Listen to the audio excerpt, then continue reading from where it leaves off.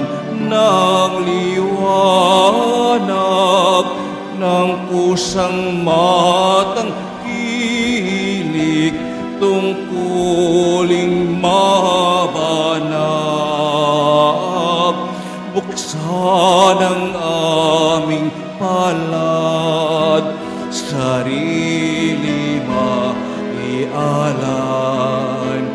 Tulungan mong ihanap kami ng bagong malan. Sa ngalan ng Ama, ng Anak at ng Espiritu Santo. Amen. Sumainyo ang Panginoon. At sumayo rin. Mga kapatid, tinipon tayo bilang kaanib ng angkan ng Diyos, kaya't dumulog tayo sa mawaing Panginoong nagpapatawad ng lubos. Sinugong tagapagpagaling sa mga nagsisisi, Panginoon, kawaan mo kami. Panginoon, kaawaan mo kami. Dumating na tagapag-anyaya'y mga makasalanan ay magsisi, Kristo, kaawaan mo kami. Kristo, kaawaan mo kami. Nakaluklok ka sa kanan ng Diyos Ama para ipamagitan kami. Panginoon, kaawaan mo kami. Panginoon, kaawaan mo kami. Kaawaan tayo ng makapangyarihang Diyos, patawarin tayo sa ating mga kasalanan, at patnubayan tayo sa buhay na walang hanggan. Amen. Manalangin tayo. Ama naming makapangyarihan, silayan mo ang kalooban naming pinababanal ng kusa naming pagpapakasakit para sa pagbabagong buhay. Paunlakan mong pakinggan ang aming mga kahilingan, pakundangan sa pagbubunsod mong ikaw ay aming paglingkuran. Sa pamamagitan ni Jesucristo, kasama ng Espiritu Santo, magpa sa walang hanggan. Amen. Magsiupo ang lahat.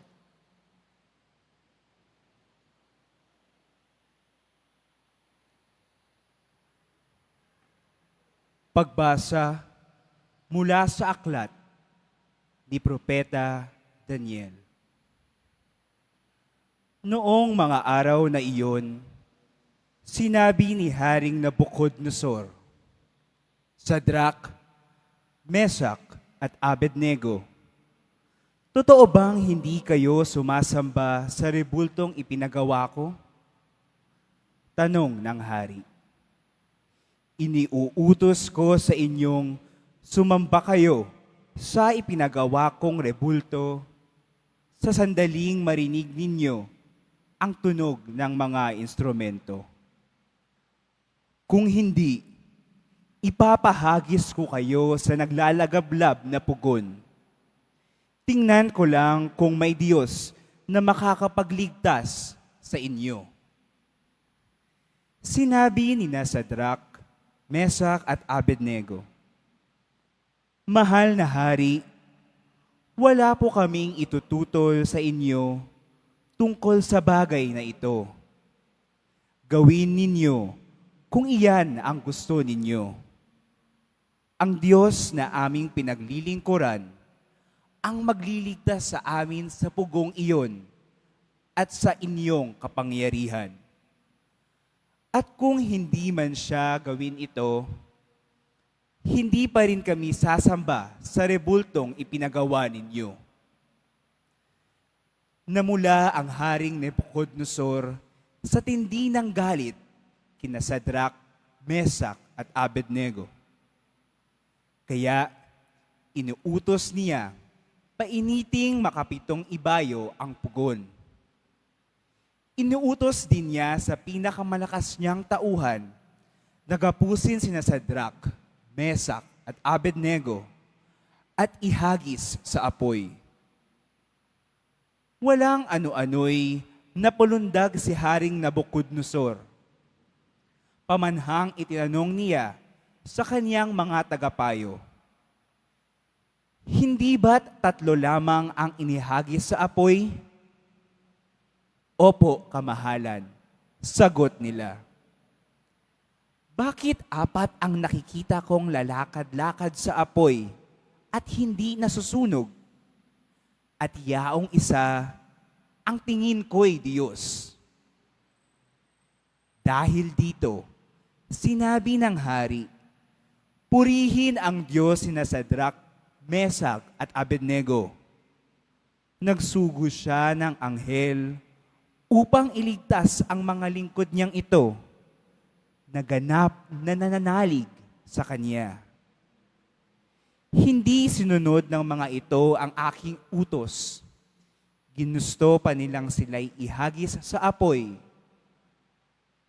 kaysa sumamba sa Diyos-Diyosan. Ang salita ng Diyos. Salamat sa Diyos. Purihin at ipagdangal ang Diyos magpakailanman. Purihin at ipagdangal ang Diyos magpakailanman. Pinupuri ka namin, Panginoon, Diyos ng aming mga ninuno.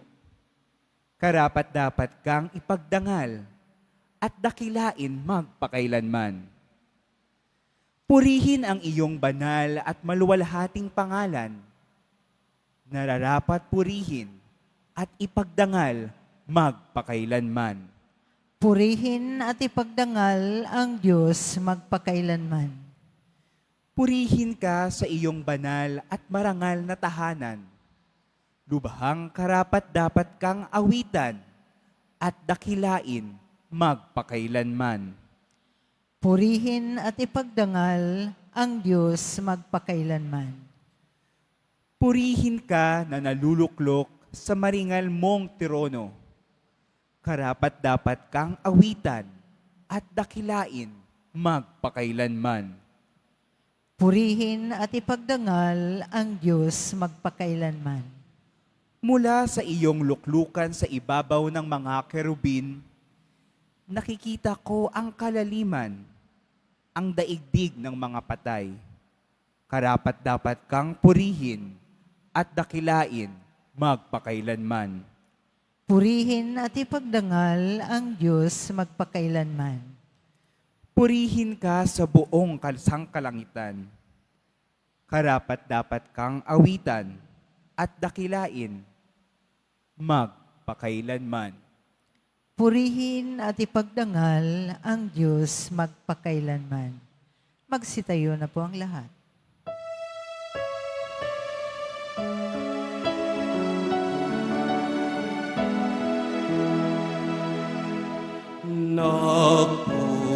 Nagpupuri kami sa'yo, Panginoong Yesu Kristo. Nagpupuri kami sa'yo, Panginoong Yesu Kristo. Mapalad ang nag-iingat sa kanyang pusong matapat, sa salitang nagbubuhat sa buong Diyos ng liwanag, sa tiyak at aning ganap. Nagpupuri kami sa'yo, Panginoong Yesu Kristo. Sumainyo ang Panginoon. At sumayo rin. Ang mabuting balita ng Panginoon ayon kay San Juan. Papuri sa iyo, Panginoon. Noong panahong iyon, sinabi ni Jesus sa mga Hudyong naniniwala sa Kanya, kung patuloy kayong susunod sa aking aral, tunay ngang kayo'y mga alagad ko. Makikilala ninyo ang katotohanan at ang katotohanan ang magpapalaya sa inyo. Lahi kami ni Abraham, tugon nila, at kailanmay di kami naaalipin ni numan. Paano mong masasabing palalayain kami? Sumagot si Jesus, tandaan ninyo, alipin ng kasalanan ang lahat ng nagkakasala. Ang alipin ay hindi kabilang sa sambahayan sa habang panahon. Subalit ang anak ay kabilang magpakailanman. Kapag kayo'y pinalaya ng anak, tunay ngang kayo'y malaya. Nalalaman kong lahi kayo ni Abraham. Gayunmay, pinagsisikapan ninyo akong patayin, sapagkat walang pitak sa inyong puso ang aral ko. Sinasabi ko ang aking nakita sa aking ama. Ginagawa naman ninyo ang inyong narinig sa inyong ama. Sumagot sila, si Abraham ang aming ama. Kung kayo'y mga anak ni Abraham, tutularan ninyo ang kanyang ginawa, ani ni Jesus. Ngunit pinagsisikapan ninyo akong patayin. Gayong sinasabi ko lamang ang katotohanang narinig ko sa Diyos. Hindi ganyan ang ginawa ni Abraham. Ang ginagawa ninyo'y tulad ng ginawa ng inyong ama. Hindi kami mga anak sa labas, tugon nila. Ang Diyos ang aming ama. Sinabi ni Jesus, kung talagang ang Diyos ang inyong ama, iibigin ninyo ako sapagkat nagmula ako sa Diyos. Hindi ako naparito sa ganang sarili ko lamang, kundi sinugo niya ako. Ang mabuting balita ng Panginoon. Pinupuri ka namin, Panginoong Heso Kristo. Magsiupo ang lahat. Magandang umaga po sa inyong lahat. Alipin ng kasalanan ang lahat ng nagkakasala. Araw ngayon ng kagitingan. Araw ngayon ng pagiging malaya. Pero ang tanong, tayo ho ba bilang Kristiyano, masasabi nyo bang malaya kayo? Malaya ba kayong sumusunod kay Jesus Nazareno? O nagpipilitan, nagsapilitan lang ang paglapit kay Jesus dahil meron lamang kayong kailangan? Malaya ba talaga tayong nagpapahayag ng pagmamahal sa Diyos? O baka mapagkunwari lang ang paghahayag ng pagmamahal natin sa Diyos? Yung iba sa atin, ginagawa pang dahilan, ginagawa pang maskara, ginagawa pang antipara, ginagawa pang fasad ang paglilingkod sa simbahan, ang pagdedebosyon, ang pamimintuho para lang pagtakpan ang sarili. Deboto ako ni Jesus Nazareno, kaya lahat ng sasabihin ko, tama, totoo. Pero iba naman pala ang nilalaman ng puso. Mapagkunwari, deboto ka nga, pero paulit-ulit ka pa rin nagkakasala. Naglilingkod ka nga sa simbahan, pero panay naman ng chismis sa iba.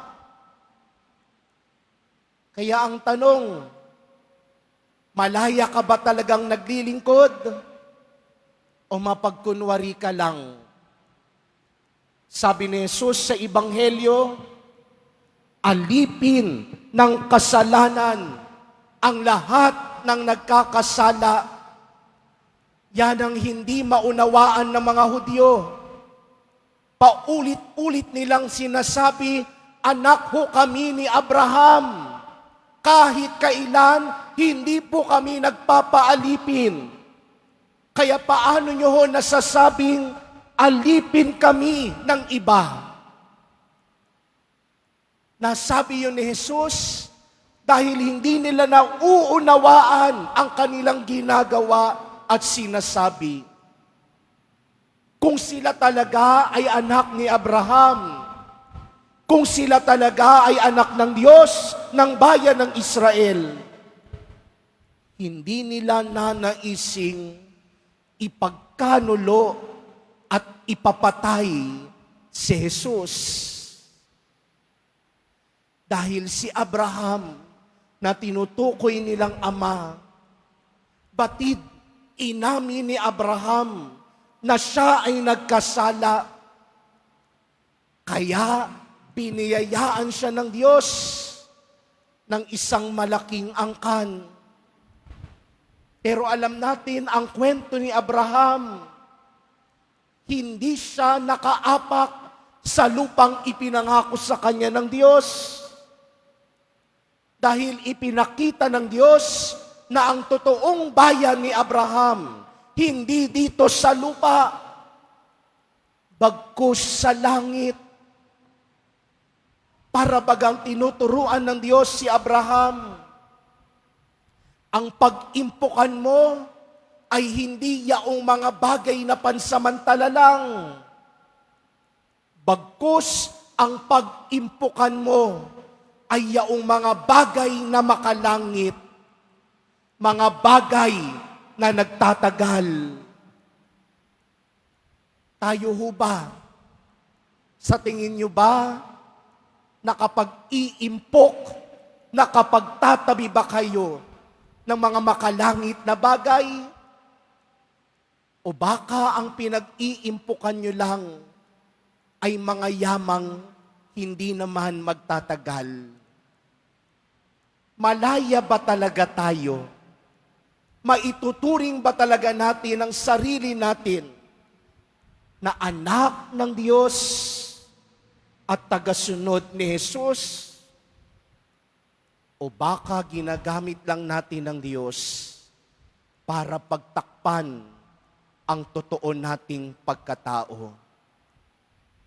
Kung maalaala nyo sa Ebanghelyo noong nakaraang linggo, nais ipamukha ng mga Pariseo at Eskriba na mali si Jesus sa kanyang pasya. Anong ginawa nila? Iniharap nila sa harapan ni Jesus ang isang babaeng nakikiapid. Ang isang babaeng nangangalunya. Pero anong ginawa ni Jesus sa dulo? Nakita mo, walang bumato ni isa sa inyo. Hindi rin kita parurusahan. Tumindig ka, humayo, at huwag nang magkasala muli. Anong nais ipakita ni Jesus doon? Hindi tulad ng babaeng nakiapid. Inamin niya sa sarili niya.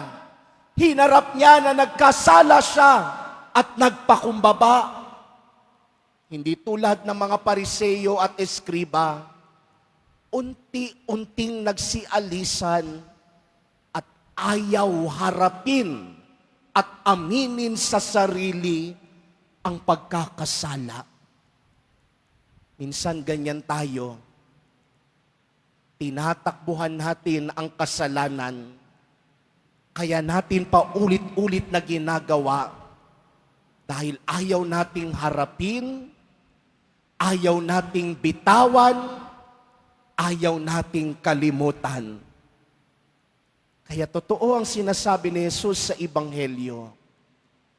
Ang taong ayaw humarap at harapin ang kasalanan, aminin sa sarili ang kasalanan at magpakumbaba, alipin ng kasalanan.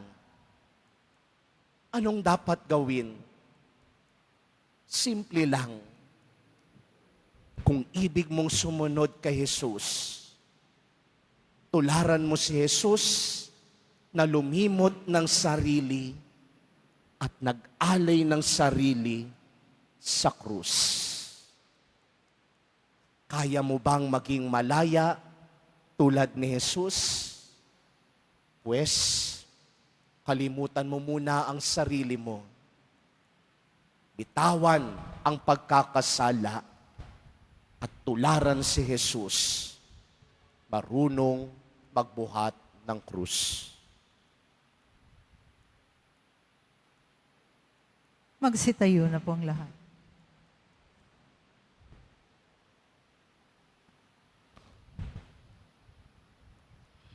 Minamahal kong mga kapatid, ang Diyos ang walang hanggang pinagmumula ng katotohanan, kalayaan at lakas. May hangganan ang ating isip, espiritu at katawan.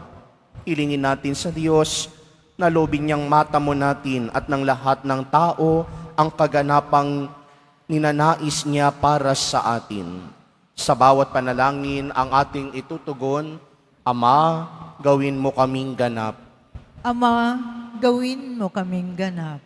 Ang lahat ng naghahanap sa katotohanan, naway maging bukas at malaya ang isip sa mensahe ni Jesus at ng kanyang simbahan. Manalangin tayo. Ama, gawin mo kaming ganap. Ang ating mga taimtim na gawain ngayong Kwaresma, naway makatulong upang palayain tayo sa pagkaalipin ng labis na pagpapahalaga sa sarili. Manalangin tayo. Ama, gawin mo kaming ganap.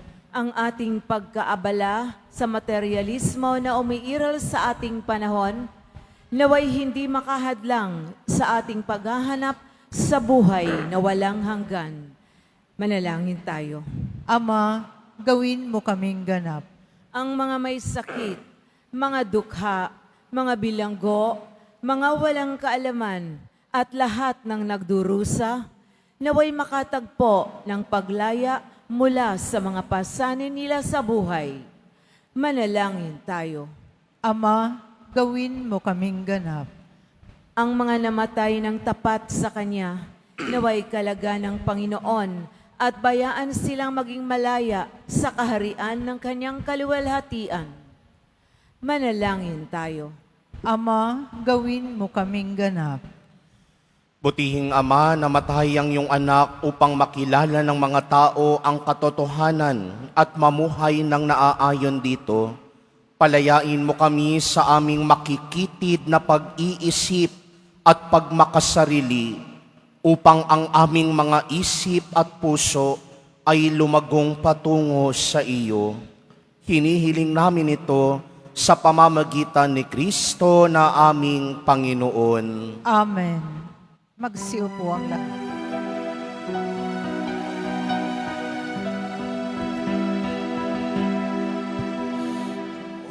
O anumang kabutihan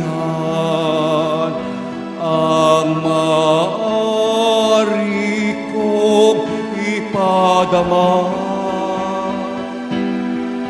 itulod din niyong magawa ko ngayon ang mga bagay na to. Naway wag ko itong ipagpaliban o walang bahala, sapagkat di na ko muling daraan sa ganitong mga landam. Mga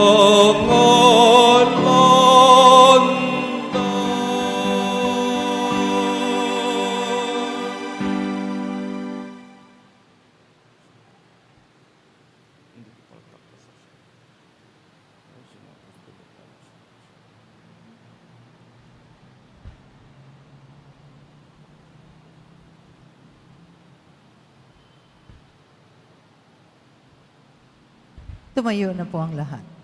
Manalangin kayo mga kapatid upang paghahain natin ay kalugdan ng Diyos amang makapangyarihan.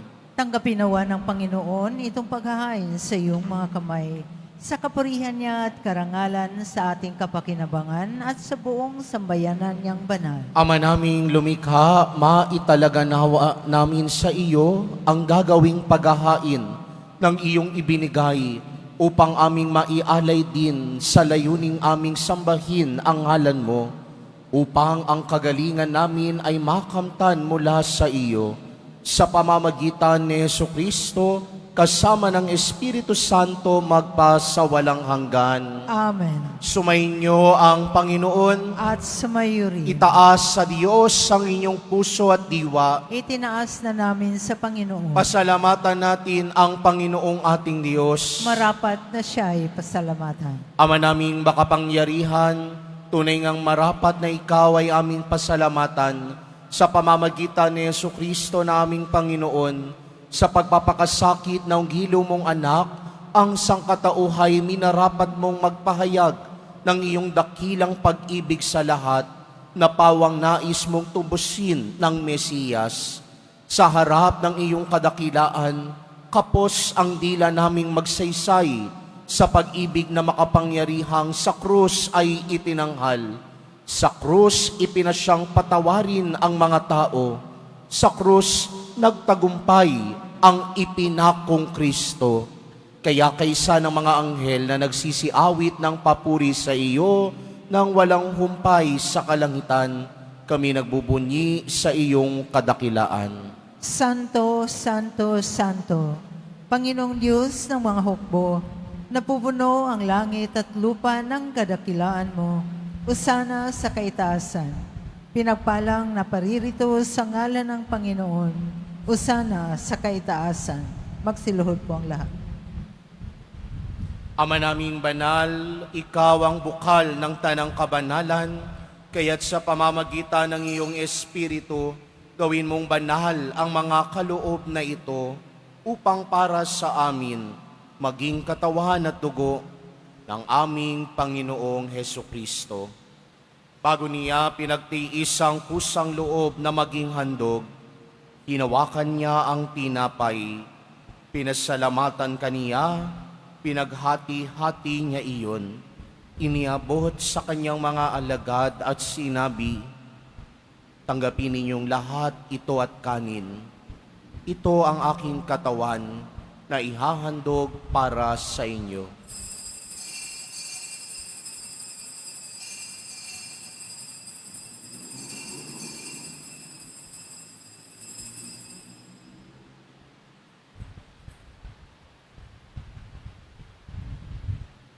Gayun din naman nung matapos ang hapunan, hinawakan niya ang kalis, muli kanyang pinasalamatan.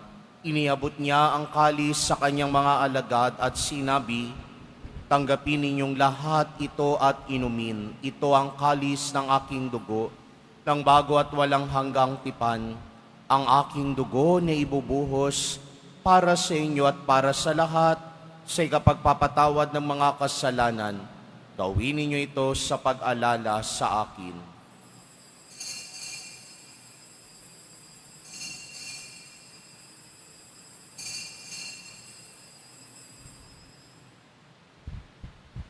Tumayo na po ang lahat. Ipagbunyi natin ang misteryo ng pananampalataya. Si Kristo'y namatay, si Kristo'y nabuhay, si Kristo'y babalik sa wakas ng panahon. Ama, ginagawa namin ngayon ang pag-alala sa pagkamatay at muling pagkabuhay ng iyong anak. Kaya't iniaalay namin sa iyo ang tinapay na nagbibigay buhay at ang kalis na nagkakaloob ng kaligtasan. Kami nagpapasalamat dahil kami iyong minarapat na tumayo sa harap mo para maglingkod sa iyo. Isinasamo namin kaming magsasalo-salo sa katawan at dugo ni Kristo ay mabuklod sa pagkakaisa sa pamamagitan ng Espiritu Santo. Ama, lingapin mo po ang iyong simbahang laganap sa buong daigdig. Puspusin mo kami sa pag-ibig kay San Francisco na aming Papa at ni Jose na aming Obispo at ng Tanang Kaparian. Alalahanin mo rin ang mga kapatid naming nahimlay na may pag-asang sila'y muling mabubuhay, gayon din ang lahat ng mga pumanaw. Kawan mo sila at patuloyin sa iyong kaliwanagan. Kawan mo at pagindapatin kaming lahat na makasalo sa iyong buhay na walang wakas, kaysa ng mahal na Birheng Maria na Ina ng Diyos, ng kabiyak ng puso niyang si San Jose, kaysa ng mga apostol ni San Juan Bautista at ng lahat ng mga banal na namuhay dito sa daigdig ng kalugod-lugod sa iyo, may pagdiwang nawa namin ang pagpupuri sa ikararangal mo sa pamamagitan ng iyong anak na aming Panginoong Hesukristo.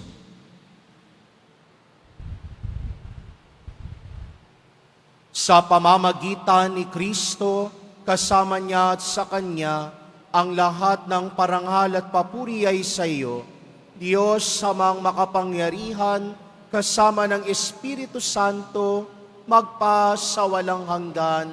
Amen. Sa tagubili naman nakagagaling na utos at turo ni Jesus na Panginoon natin at Diyos, ipahayag natin ng lakas loob. Ama namin, sumasalangit ka, sambahin ang ngalan mo. Mapasa amin ang kaharian mo, sundin ang loob mo, dito sa lupa para nang sa langit. Bigyan mo kami ngayon ng aming kakanin sa araw-araw, at patawarin mo kami sa aming mga sala, para nang pagpapatawad namin sa nagkakasala sa amin. At huwag mo kaming ipahintulot sa tukso, at iadya mo kami sa lahat ng masama. Iniling namin kami adya sa lahat ng masama, pagkalooban ng kapayapaan araw-araw, iligtas sa kasalanan at ilayo sa lahat ng kapahamakan. Samantalang aming pinananabikan ng dakilang araw ng pagpapahayag ng tagapagligtas naming si Jesucristo. Sapagkat iyo ang kaharian at ang kapangyarihan at ang kapurihan magpakailanman. Amen. Panginoong Jesucristo, sinabi mo sa iyong mga apostol, kapayapaan ang iniiwan ko sa inyo, ang aking kapayapaan ang ibinibigay ko sa inyo. Tunghayan mo ang aming pananampalataya at huwag ang aming pagkakasala. Pagkalooban mo kami ng kapayapaan at pagkakaisa, ayon sa iyong kalooban, kasama ng Espiritu Santo magpa sa walang hanggan. Amen. Ang kapayapaan ng Panginoon ay laging sumainyo. At sumayo rin. Magbigayan kayo ng kapayapaan sa isa't isa. Kordero ng Diyos na nag-aalis ng mga kasalanan ng sanlibutan, maawa ka sa amin. Kordero ng Diyos na nag-aalis ng mga kasalanan ng sanlibutan, maawa ka sa amin. Kordero ng Diyos na nag-aalis ng mga kasalanan ng sanlibutan, ipagkaloob mo sa amin ang kapayapaan. Magsiluhod po ang lahat.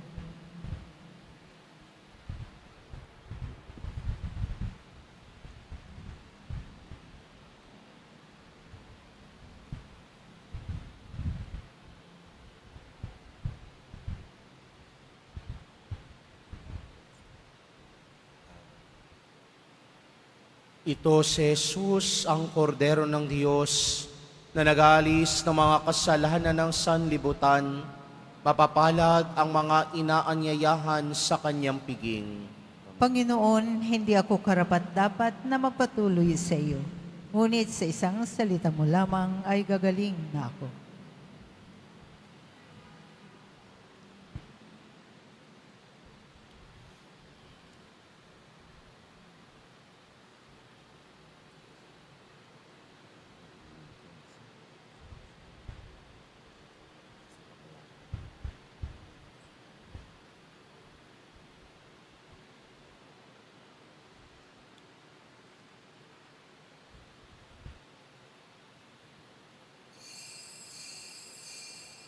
Para sa lahat ng tatanggap ng banal na komunyon, sasagot po tayo ng Amen pagkasabi ng pari o ng lay minister ng katawan ni Kristo at isubo agad sa bibig bago malis sa harapan ng pari o ng lay minister.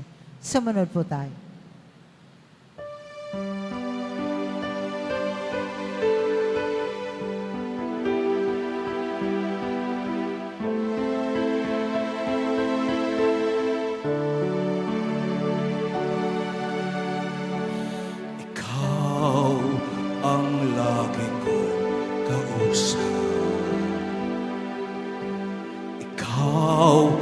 laging natawa. Gabay ka ng bawat pangarap, lakas ng bawat pagsisikap. Ikaw ang tunay na kaibigan, ginto ang puso't kalooban. Ngunit hindi lahat ay may alam na Kristo ang iyong pangalan. Kristo, Kristo, bakit minsan ka lang nakikilala? Kapag nakadama ng dusa't pangamba, tinatawagan ka, sana'y maawa ka. Kristo, Kristo, kulang pa bang pag-ibig na dulot mo? Bakit ba ang mundo ngayon'y gulong-gulo? Anong dapat gawin? Kami tulungan mo. Ikaw ang lagi kong kausap. Ikaw ang laging tinatawag. Gabay ka ng bawat pangarap, lakas ng bawat pagsisikap. Ikaw ang tunay na kaibigan, ginto ang puso't kalooban. Ngunit hindi lahat ay may alam na Kristo ang iyong pangalan. Kristo, Kristo, bakit minsan ka lang nakikilala? Kapag nakadama ng dusa't pangamba, tinatawagan ka, sana'y maawa ka.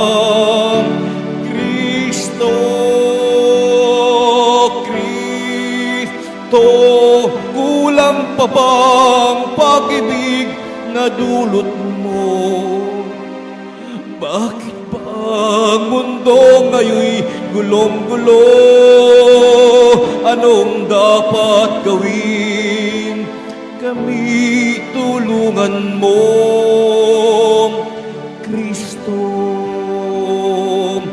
Kristo ng buhay ko.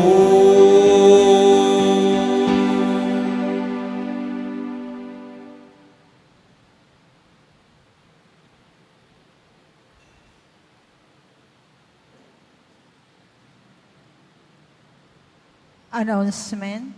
Mga kadiboto, mabibili pa rin po sa ating Paris Finance Office ang Nazareno Images, Nazareno Medallion at mga Nazareno Novena and prayer booklet in English or Tagalog. Pagkatapos ng misa, wiwisikan po ang lahat ng banal na tubig. Pinakikiusapan ng lahat na manatili lamang muna sa inyong mga lugar. Tanging sa Quezon Boulevard o sa Plaza San Juan lamang ang labasan ng lahat. Sumunod po tayo. Maraming salamat po sa inyong pagdalaw at pagsisimba sa Basilica Minor at Pambansang Dambana na Jesus Nazareno. Magsitayo ng Manalangin tayo.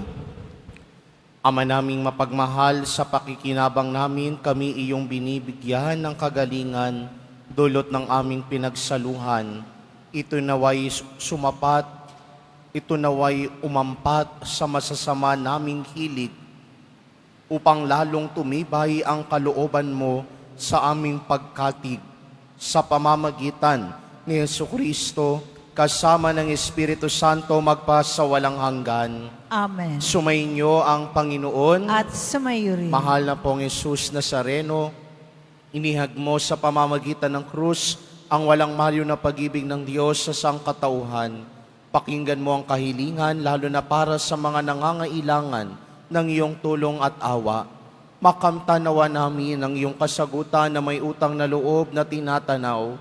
Basbasan din po ninyo itong mga imahen at dasalan upang lalo kaming manalangin at magtiwala sa pamamagitan ng bendisyon na ito, naway lalo kaming maging mapaglingkod, masunurin at tapat sa iyo, naming maluwalhating Panginoon, magpasawalang hanggan. Amen. At pagpalain kayo lagi ng makapangyarihang Diyos, Ama, Anak, at Espiritu Santo. Amen. Naialay na ang banal na misa, umayo kayong taglay ang pag-ibig ng poong Jesus Nazareno. Salamat sa Diyos.